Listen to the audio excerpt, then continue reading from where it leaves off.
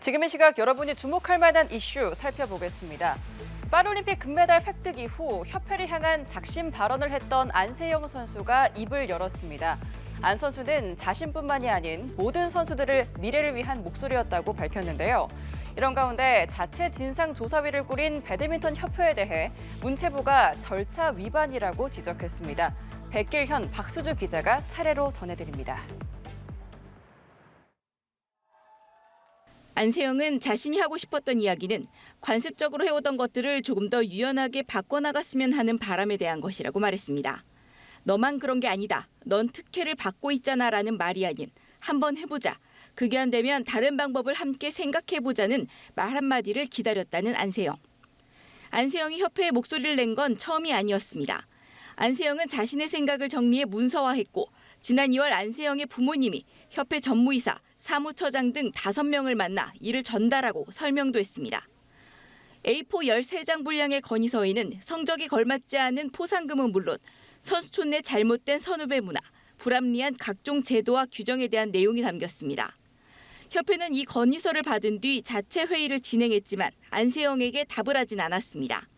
안세영은 입장문을 통해 협회와 시시비비를 가리는 공방전이 아닌 진솔한 대화를 나누는 시간이 있기를 내심 기대하고 있다고 밝혔습니다. 그러면서 협회를 향해 더 이상 외면하지 말고 적극적으로 행동해달라고 목소리를 높였습니다. 협회는 안세영이 작심 발언을 내놓은 직후 조속히 안세영과 대화하겠다는 보도자료를 냈지만 실제로는 만나자는 연락을 하지 않은 것으로 전해집니다. 이번 사태 이후 배드민턴을 하지 못하게 될 수도 있다는 생각도 밀려들었다고 밝힌 안세영. 마지막 다짐은 다시 본연의 모습으로 돌아가 최고의 모습을 보이겠다는 안세영다운 약속이었습니다. 연합뉴스TV 백기련입니다. 대한배드민턴협회는 휴일이던 15일 저녁 돌연 자체 진상조사위원회 개최 소식을 알렸습니다.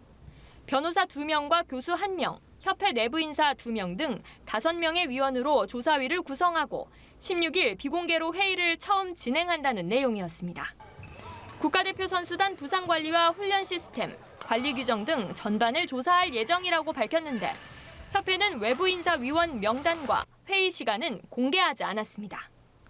당장 협회 내부에서는 자체 조사 공정성에 의문이 제기됐습니다.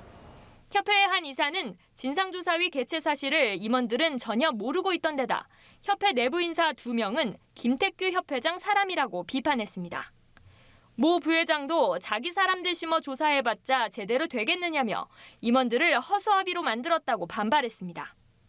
이에 대해 협회는 진상조사위는 이사회 의결을 반드시 거쳐야 하는 상설위원회가 아니고 긴급한 상황이어서 정관상 이사회 의결을 거치지 않아도 된다고 설명했습니다. 대표팀이 국제대회 참가를 위해 오는 일요일 일본과 인도네시아로 출국하기 때문에 그 전에 대표팀 지도자들을 조사하지 않으면 길게는 2주를 허비하게 된다는 겁니다. 하지만 위원 명단이 어떻게 결정됐고 왜 비공개인지에 대해서는 위에서 결정한 일이라며 명확한 답변을 내놓지 못했습니다. 이에 대해 문체부는 절차 위반이라며 이사회 의결을 거쳐 다시 진상조사위를 구성하라고 권고했습니다. 문체부는 특히 김태규 협회장이 지난 7일 귀국했을 때 즉시 이사회를 소집할 수 있는 충분한 시간적 여유가 있었다고 지적했습니다. 하지만 이미 협회의 독단적 행정이 도마 위에 오른 상황이어서 객관적이고 공정한 조사를 기대하기 어렵다는 비판이 나옵니다. 연합뉴스TV 박수주입니다. 패스트푸드 업계 1위 맥도날드에서 또 이물질 문제가 불거졌습니다. 여러 차례 위생 문제로 홍역을 치렀지만 같은 문제가 반복되고 있는데요.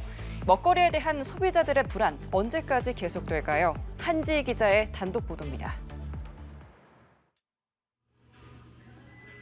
진모 씨는 지난 14일 마산의 한 맥도날드 매장에서 음식을 먹다가 깜짝 놀랐습니다. 치킨 너겟에 채모로 추정되는 물질이 함께 엉겨붙어 있던 겁니다. 도대체 어떻게 이런 이물질이 나온 건지 매장 직원에게 설명을 요구했지만 돌아온 건 종종 다른 음식에서도 이물질이 나와 대수롭지 않다는 반응이었습니다. 진모 씨는 환불을 거부한 후 해당 매장이 소재한 관할구청 식품위생 담당 부서에 이물질 신고를 접수했다고 밝혔습니다. 부인은 안 하더라고요. 그 틀에 맞는 것 같은데 무슨 틀인지는 잘 모르겠다. 치킨에서도 나올 때가 있다 이렇게 얘기하더라고요. 그러면서 대수롭지 않게 넘어가려고 하대요. 맥도날드 측은 해당 이물질을 먼저 회수해 조사하고자 했다고 밝혔습니다. 이물질이 발견되면 환불과 함께 회수를 진행해 본사, 제조사 등이 함께 유입 경로를 확인하는데 이물질을 회수하지 못해 정확한 파악이 어렵다는 겁니다. 그러면서 내부 조리 절차를 점검하고 직원 교육을 강화하겠다고 밝혔습니다. 맥도날드의 위생 문제는 해마다 반복되고 있습니다. 지난 4월에는 나무 조각 같은 생김새의 이물질이, 6월에는 햄버거 안에서 기름 종이가 발견됐습니다. 연이어 발생한 먹거리 이물질 논란으로 소비자의 불신감이 깊어지고 있습니다.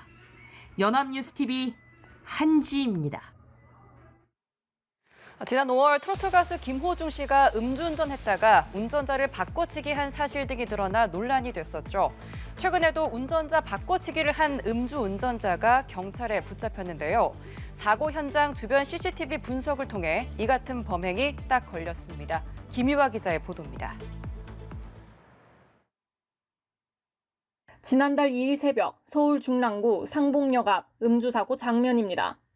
빨간불인데도 멈추지 않고 달리던 흰색 차량이 대기 중이던 차량 2대를 그대로 들이받습니다. 차량을 뒤로 뺀 뒤 시간이 조금 지나서야 운전석에서 내린 검은색 티셔츠 차림의 이 30대 남성은 본인이 사고를 냈다고 주장했습니다. 하지만 이후 수상함을 느낀 경찰이 180여 미터 떨어진 출발 지점의 CCTV 영상 등을 확인한 결과 당시 실제로 운전한 사람은 흰색 티셔츠 차림의 동승자 A씨였습니다. A씨가 술을 마시고 동승자 B씨 차량을 몰다 사고를 내자 운전자를 바꿔치기 하고 보험을 접수한 겁니다. 당시 A씨 음주량이 측정되지 않아 음주운전 혐의를 적용하기 어려운 상황이었는데 경찰은 동선을 샅샅이 추적해 소주 최소 2병을 마셨다고 특정했습니다.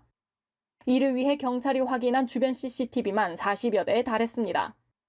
결국 국립과학수사연구원을 통해 음주량에 따른 시간, 체중 등으로 당시 혈중 알코올 농도 수치를 계산하는 위드마크 공식을 적용할 수 있었습니다. 그 음주 단속 회피가 좀 사회적 이슈이지 않습니까? 사후적으로 동선 추적을 통해서 각 식당별로 마신 음주량을 특정을 하고 음주 사범들을 엄벌하는 경찰의 의지를 좀. 이들은 혐의를 시인했고 경찰은 A씨를 특정범죄 가중처벌법상 위험운전치상과 음주운전 등 혐의로 검찰에 넘길 예정입니다. B씨에게는 도로교통법상 음주운전 방조와 범인 도피 등 혐의가 적용됐습니다. 연합뉴스TV 김유아입니다. 부산 신항에 입항한 해외 국적 화물선에서 의문의 코카인이 발견됐습니다. 지난 1월과 4월에도 이른바 배달 사고로 대량의 코카인이 우리나라로 들어왔었는데요. 잊을만 하면 한 번씩 우리나라 항만에서 안 걸리면 좋고 걸려도 그만식의 대규모 마약이 발견되고 있습니다. 이호진 기자입니다. 지난 4월 33kg, 앞서 지난 1월에는 100kg, 모두 부산 신항에서 발견된 코카인입니다. 1회 투약분 0.03g을 기준으로 지난 1월과 4월 발견된 코카인은 동시에 대략 440만 명이 투약할 수 있는 양입니다. 이런 가운데 또다시 부산신항에서 대량의 코카인이 발견된 것으로 알려졌습니다. 부산신항 항만 관계자 등에 따르면 지난 13일 입항한 파나마 국적 화물선에서 코카인이 발견됐습니다. 냉동 컨테이너를 수리하던 업체 직원이 처음으로 발견해 신고했습니다. 현장을 확인한 부산 본부 세관으로부터 사건을 넘겨받은 부산지검은 유입 경로를 조사하고 있습니다. 앞서 두 건만큼 많은 양이 발견된 것으로 전해졌습니다. 부산지검은 1월과 4월에 발견된 코카인의 경우 이른바 배달 사고로 결론지었습니다. 국제 마약 조직이 우리나라가 아닌 다른 나라로 밀반입하려다 실패하거나 착오로 우리나라 항만에 입항했을 때 발견됐다는 겁니다. 이번에 발견된 코카인도 배달 사고인지 여부는 국내 조직과의 연관성을 지켜봐야 할 것으로 보입니다. 하지만 이렇게 우리나라 항만에서 대량의 마약이 자주 발견되며 당국은 비상이 걸렸습니다.